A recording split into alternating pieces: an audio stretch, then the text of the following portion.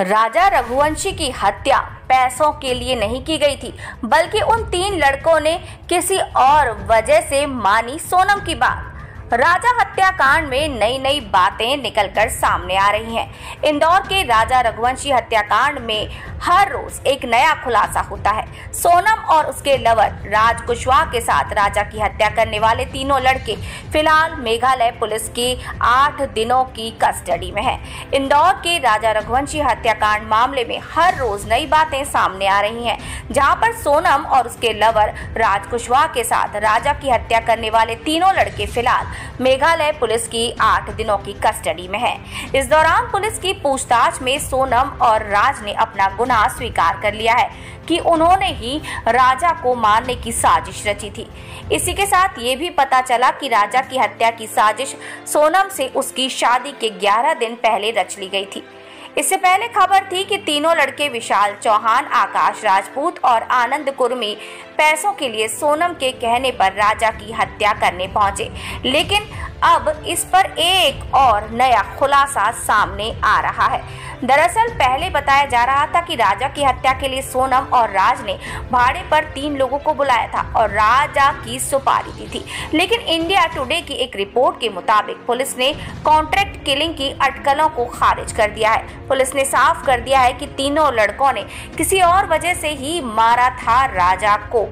Police ने बताया कि तीनों लड़कों को पैसों के लिए राजा की हत्या का काम नहीं सौंपा था, बल्कि राज के साथ वफादारी और लंबे समय से चली आ रही दोस्ती की खातिर उन्होंने राजा की हत्या कर दी और सोनम का साथ दिया। बताया जा रहा है कि सोनम के संकेत देने के बाद ही विशाल ने सबसे पहले राजा पर वार किया और इसके बाद अन्य 2 लड़कों ने भी वार कर उसे मौत के घाट उतार दिया। ये सब सोनम की आंखों के सामने हुआ।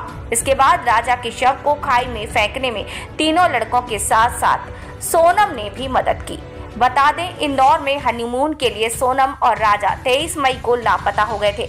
उनकी तलाश के लिए मेघालय पुलिस सर्च ऑपरेशन चलाई और इसके बाद 2 जून को पुलिस को एक खाई में राजा का शव मिला। शव काफी खराब हालत में था, लेकिन सोनम अब भी लापता थी। इसके बाद पुलिस को राजा की हत्या में इस्तेमाल हुआ चाकू, उनकी स्कूटी और रेनकोट भी मिला, जिसके बाद पुलिस ने अपनी जांच के एंगल को बदला और सोनम से जुड़ी सभी जानकारी जुटाने में लग गई। जिस होम स्टे में सोनम और राजा रुके थे, जिस गाइड ने देखा था, उनके बयान से लेकर सोनम की कॉल डिटेल तक हर छोटी से छोटी चीज पुलिस खंगालने लगी। सोनम के कॉल डिटेल से पुलिस को पता चला कि सोनम राज कुशवाहा नाम के एक शख्स से लगातार संपर्क में थी। इसके बाद पुलिस की जांच आगे बढ़ी और 8 जून की रात को राज कुशवाहा को गिरफ्तार कर लिया गया। बताया ये भी जा रहा है कि राजा की हत्या के बाद सोनम रूट बदलकर वापस इंदौर गई थी और 30 जून से 7 जून तक वहीं रही, लेकिन राजा के पकड़े जाने के बाद वो घबरा गई और